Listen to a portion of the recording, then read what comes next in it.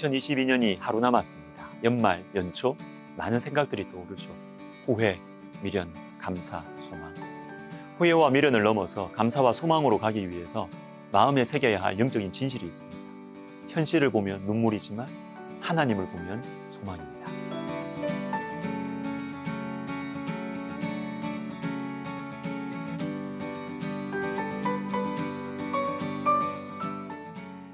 오늘 예레미야애가 3장 20절과 21절을 묵상하겠습니다. 내 마음이 그것을 기억하고 내가 낙심이 되오나 이것을 내가 내 마음에 담아두었더니 그것이 오히려 나의 소망이 되었사오며. 자, 20절은 그것을 기억하고 낙심이 된다라고 하시는데 21절에서는 이것을 마음에 담아두었더니 소망이 되었다라고 하십니다. 자, 낙심의 이유인 그것은 무엇일까요? 또 소망의 이유인 이것은 무엇일까요? 예레미야 선지자에게 낙심을 주는 이유인 그것은 바로 앞에 있는 19절입니다. 내 고초와 재난 곧 쑥과 담즙을 기억하소서. 쑥과 담즙처럼 쓰디쓴 고초와 재난, 예레미야가 겪고 있는 현실이에요. 하나님께 끝까지 불순종하는 하나님 백성들과 그들에게 내려진 하나님의 심판을 보면서 하나님의 마음을 가진 예레미야가 겪고 있는 고통의 현실, 이것 때문에 낙심이 됩니다. 눈물을 흘립니다. 여러분, 현실을 보면 눈물이 흘러요. 그러나 이어서 소망이 나옵니다.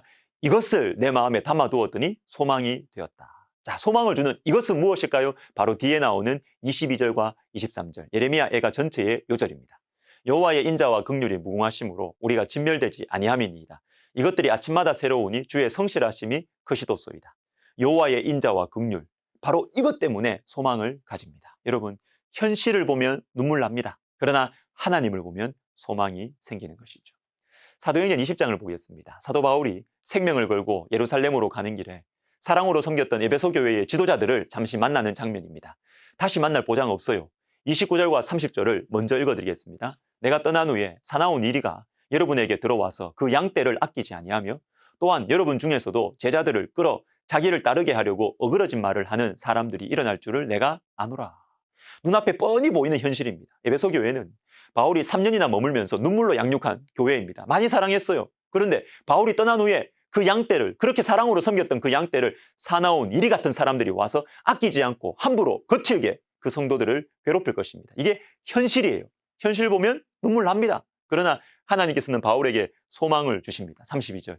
지금 내가 여러분을 주와 및 그 은혜의 말씀에 부탁하노니 그 말씀이 여러분을 능히 든든히 세우사 거룩하게 하심을 입은 모든 자 가운데 기업이 있게 하시리라. 뭐 이런 말입니다, 여러분. 저는 떠납니다. 그리고 사나운 이리 같은 사람들이 이 아름다운 교회를 고통스럽게 하겠지만 저는 소망을 가집니다. 왜냐하면 우리 주님과 주님의 은혜의 말씀이 여러분 가운데 있기 때문입니다. 바울은 주님을 봤어요. 주님의 말씀의 교회를 맡겼어요. 그런데 그 말씀, 그 은혜의 말씀이 무엇입니까? 성경책을 그냥 전해주는 것일까요? 아닙니다. 바로 앞에 있는 30절과 31절입니다. 어그러진 말을 하는 사람들이 일어날 줄을 내가 아노라. 그러므로 여러분이 읽게요. 내가 3년이나 밤낮 쉬지 않고 눈물로 각 사람을 훈계하던 것을 기억하라. 29절과 30절에서 눈물이 나는 현실을 말씀하신 후에 이어서 그러므로 라고 하십니다. 괴로운 시대가 올 것이다. 그러므로, 즉 그렇기 때문에 이런 현실을 감당할 방법을 제가 알려주겠습니다 라는 거예요. 무엇일까요? 내가 3년이나 밤낮 쉬지 않고 눈물로 각 사람을 훈계하던 것을 기억하라. 사도 바울이 최선을 다해서 전했던 하나님의 말씀을 기억하라는 것입니다. 이것이 바로 그 은혜의 말씀이에요. 여러분, 눈물이 나는 현실 속에서도 바울이 소망을 가질 수 있었던 이유는 단 한 가지.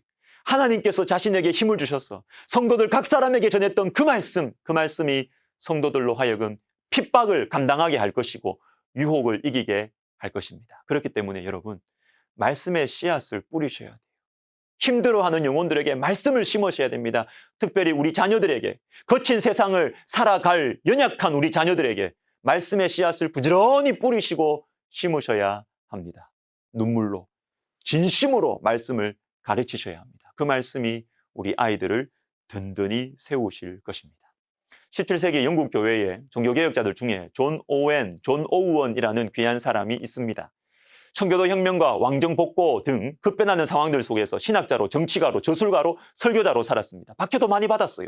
이분이 임종 전날 약해질 대로 약해진 몸으로 친구 목사님에게 아내의 손을 빌어서 써보낸 편지 중에 이런 내용이 있습니다. 나는 폭풍이 몰아치는 바다 한가운데 교회라는 배를 남겨두고 떠납니다. 그러나 위대하신 선장이 그 배에 계신다면 배 밑창에서 노를 젓는 가련한 사람 하나가 없어진들 무슨 문제가 되겠습니까? 깨어서 기도하고 소망을 품고 끈기 있게 기다리며 낙심하지 마십시오. 약속이 견고히 섰으니 그분께서 결코 우리를 떠나지도 버리지도 않으실 것입니다. 폭풍이 몰아치는 바다 한가운데 떠 있는 배와 같은 조국교회. 눈물이 나는 현실입니다. 걱정되고 불안한 현실이에요. 그러나 소망을 가집니다. 왜냐하면 위대하신 선장이 그 배에 계시기 때문입니다. 사랑하는 여러분, 현실을 보면 눈물 납니다. 그러나 하나님을 바라보면 소망이 생기는 것입니다. 여러분, 꽃들도라는 찬양을 들어보셨을 것입니다. 원곡은 일본 삿포로에 있는 매빅교회를 섬기시는 우치코시 츠요시라는 목사님께서 시편 84편 6절을 토대로 만드셨어요. 그들이 눈물 골짜기로 지나갈 때에 그곳에 많은 샘이 있을 것이며 이른 비가 복을 채워주나이다. 눈물 골짜기. 예수님을 믿는 사람들이 거의 없는 일본. 예수님을 믿으려고 할 때 많은 희생과 손해를 감수해야만 하는 일본 땅. 눈물 골짜기는 우치코시 목사님의 현실이었습니다. 그러나 이분이 하나님을 바라보고 소망을 가집니다. 이 눈물 골짜기에, 이 일본 땅에 많은 샘이 있을 것이고 이른 비가 내려서 메마른 땅이 다시 부드러워지고 열매를 맺게 될 것이다. 꽃들도 구름도 바람도 예수를 찬양하게 될 것이다. 여러분, 한 해를 마무리합니다. 현실을 보면서 눈물을 삼켜야 할 수도 있습니다. 그러나 여러분, 하나님을 바라보면서 소망을 가집시다. 하나님께 엎드리면 소망이 생깁니다. 기도하겠습니다. 하나님 아버지, 눈물 나는 현실에 붙잡히지 않게 하시고 하나님 바라보고 새 소망을 가지고 한 해를 마무리하고 새 해를 시작하는 저희들 되게 하옵소서. 예수님의 이름으로 기도드립니다.